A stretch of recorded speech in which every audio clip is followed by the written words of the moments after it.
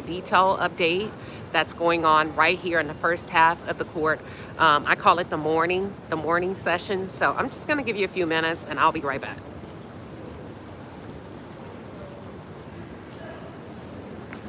All right.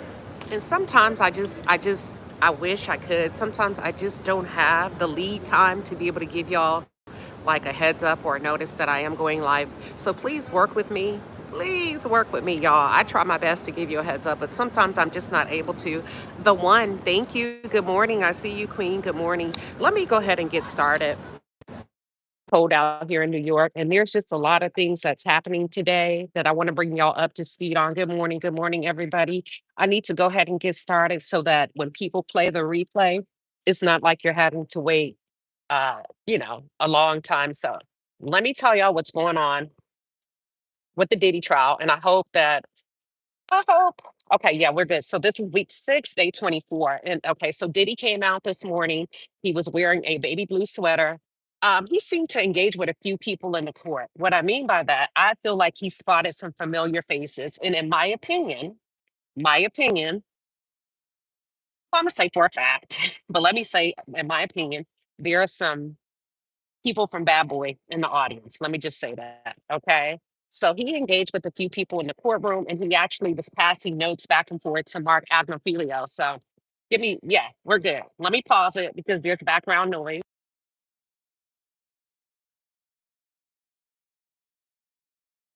All right. So the government is kicking ass and taking names this morning. When I tell you they came to play ball. And I'm going to just tell you the government is up. And I just have to wait to see how the defense is going to swing this thing. Let me know if y'all can hear me. Everybody can hear me? Are we good on the sound? Mic check, mic check. Can you hear me? Real quick. Okay, good. So the government is actually doing a really good job. This is where I feel like they're showcasing their skills and their talents. And last week I said I marvel at the brilliance on both sides between the defense and the government because these are like some of the best of the best in the courtroom, right? Listen, juror number 6 is up out of here. The black guy is gone. The government, he's out. And the reason why I think they really pushed hard, yes, they feel like and their argument was, and the judge did substantiate their argument, and he did not. It seems like he was not transparent about his residence. And you have to be upfront about where you live. I think that's what got him out. I think there was a couple of things that put a radar on him and a target on him.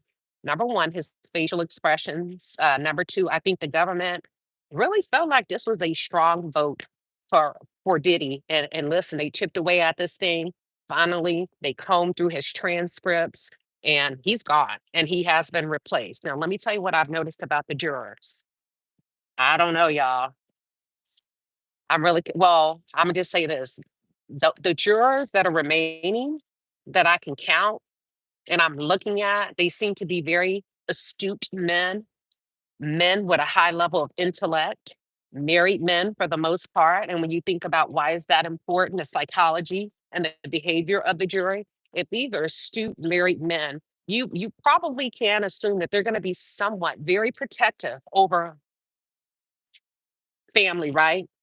And if we can assume that, not all, because we don't know for sure, but if we can assume that these men have children and some may even have daughters, of course they're going to find a problem with this activity, whether it was consensual or not. So I think the defense is in trouble. I think it's a huge move on the behalf of the government. Listen, this is legal chess, and the government just made a huge move, right? So right now on the witness stand, let me back up a little bit. Let me back up. The defense actually cited their concern of the government replacing, this is the judge's words, replacing a black man with a white juror.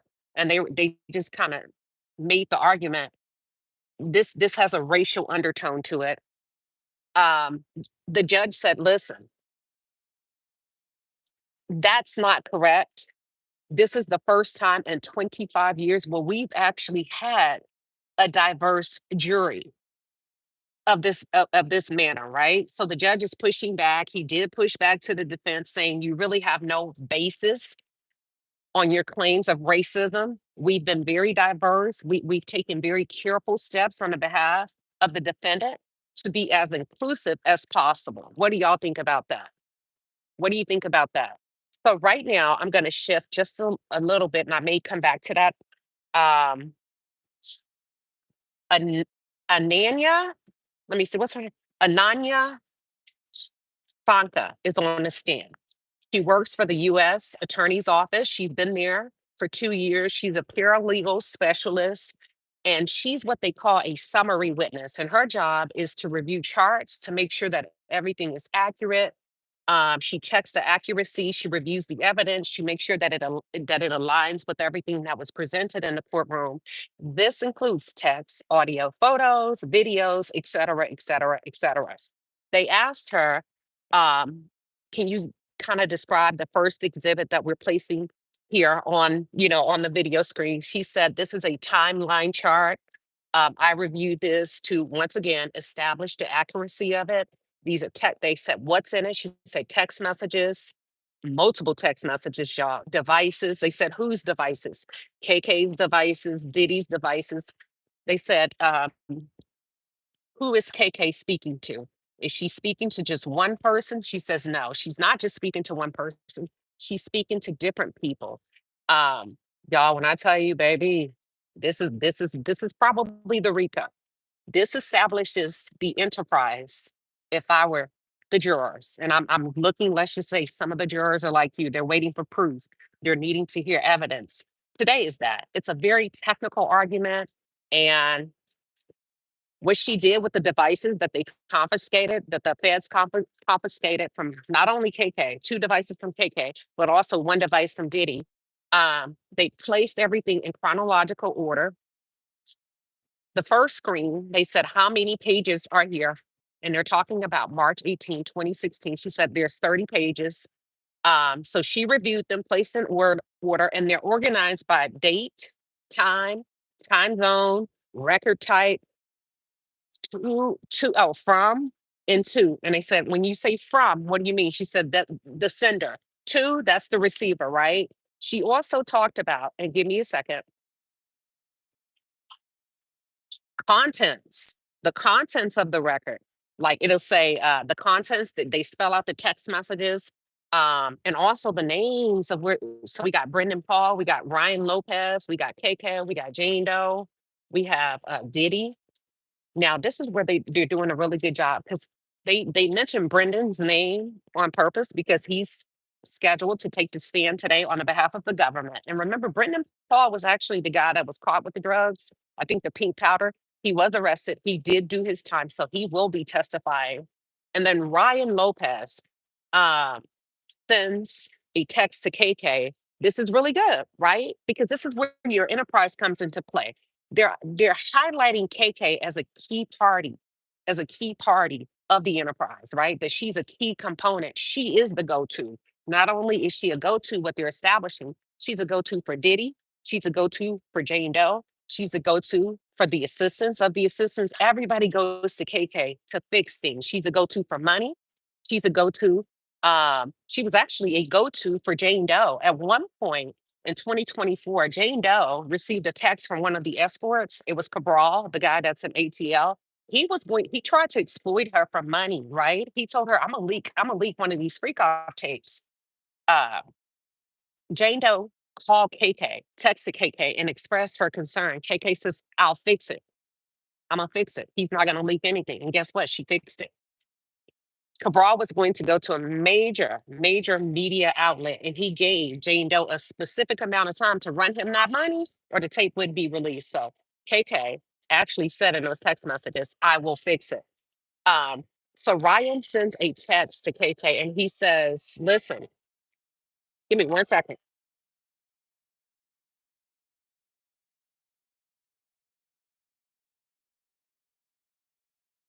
Thank you for your patience." So what he said is, "Listen,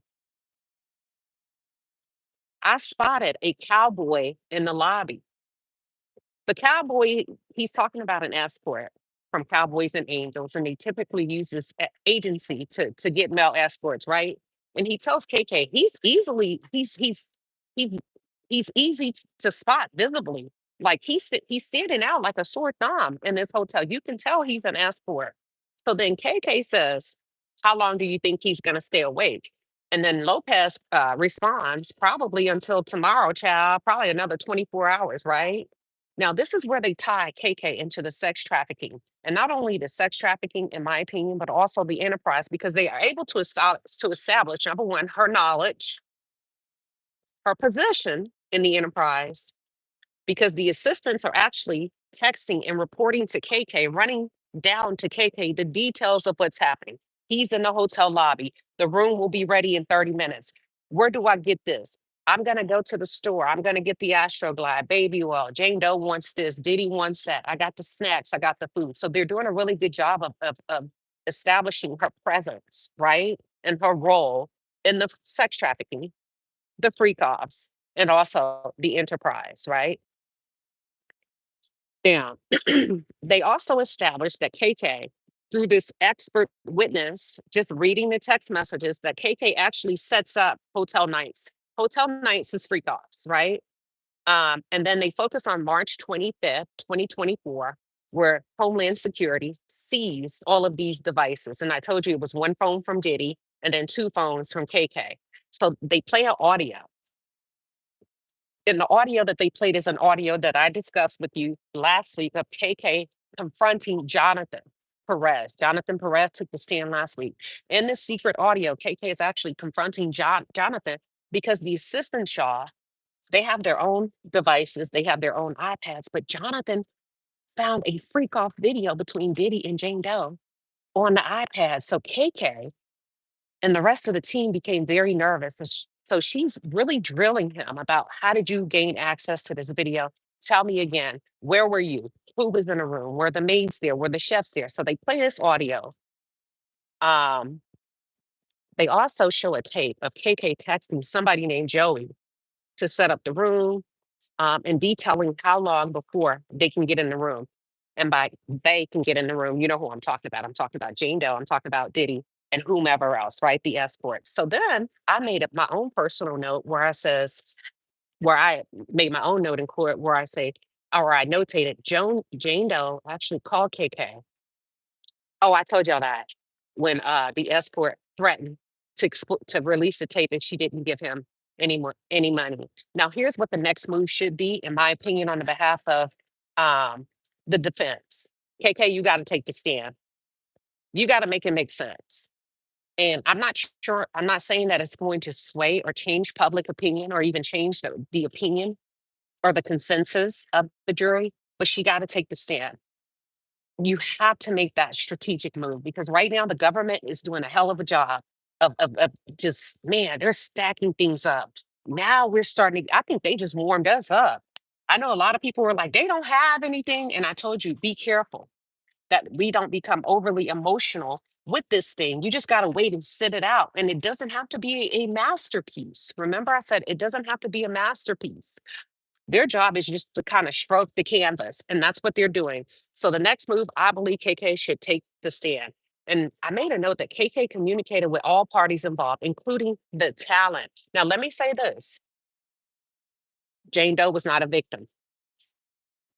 Jane Doe was not a victim. She is actually hired help, and she was considered a part of the talent.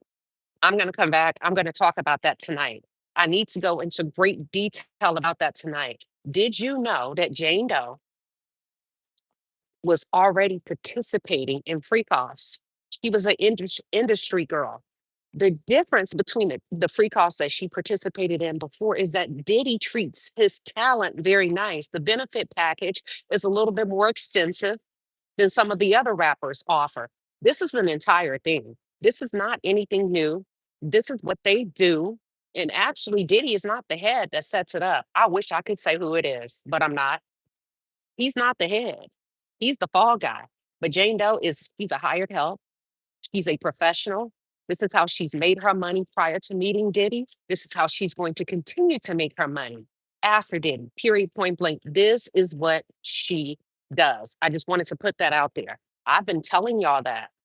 But I think what became confusing for her is that he treated her better than most industry guys would typically treat her. And as a result of his elevated treatment, she fell in love.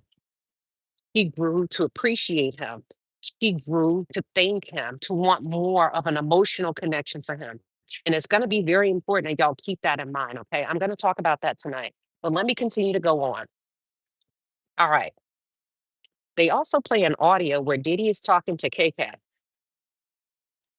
He said, "Can you see about the hotel? How long is it going to be before the room is ready?" They played a second audio of Diddy talking to KK. He said, "Listen, I need $10,000. KK responds, "Okay." Then they played another audio of Diddy. He said, "Listen, man, I need you to take care of what you need to take care of." KK responds, Enterprise, y'all. Yes, it's been handled. It's been handled. Then Diddy sends a text to KK and say, "I need $1,800 for flowers. I need 1,500 for the drugs." Okay. Y'all, Enterprise Rico. Now we're establishing who the key players are. Because some of you felt like it was not a strong case because there hasn't been more than one. There hasn't been additional parties identified outside of Diddy, right? So when then Diddy sends a message to tell her everything is approved, sends her an approval for her to spend the money how he told to take the money and spend the money how he told her, how to spend it. And then they focus on May 2017. This is exchanges between Cassie and KK. Listen, this is where it gets messy, but not this is where it gets messy for the defense because we're not talking 2016. Remember, the incident in the hotel took place in 2016. This is a year later where Cassie's actually texting KK and she says, "I'm done. I'm done. I can do this, but I cannot handle the violence." There is no reasonable explanation of him pulling for me to get drugged and pulled by my hair. Okay. So this is another instance of them establishing KK's involvement. Remember when I say everybody comes to her to fix the problem, to address issues in the relationship. Now I'm gonna tell you something that's gonna blow your damn mind.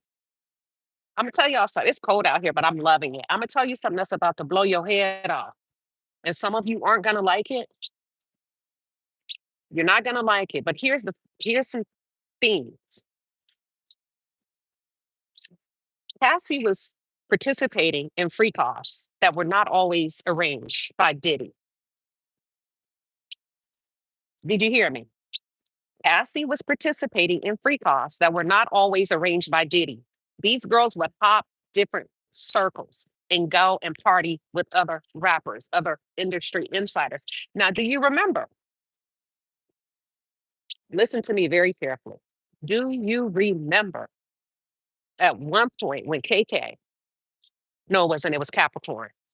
When Capricorn told Cassie, "You need to leave him." And Cassie responded, "Jay-Z is taken.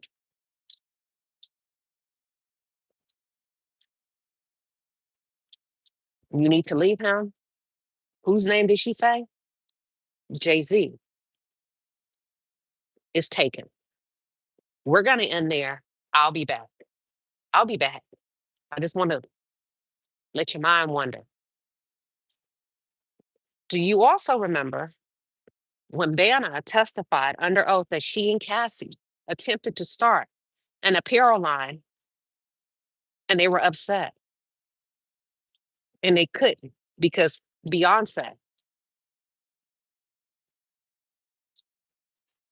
was her competition? That's it. That's all. I'll be back. I'll be back. Thank you, everybody, for tuning in. I got to go back.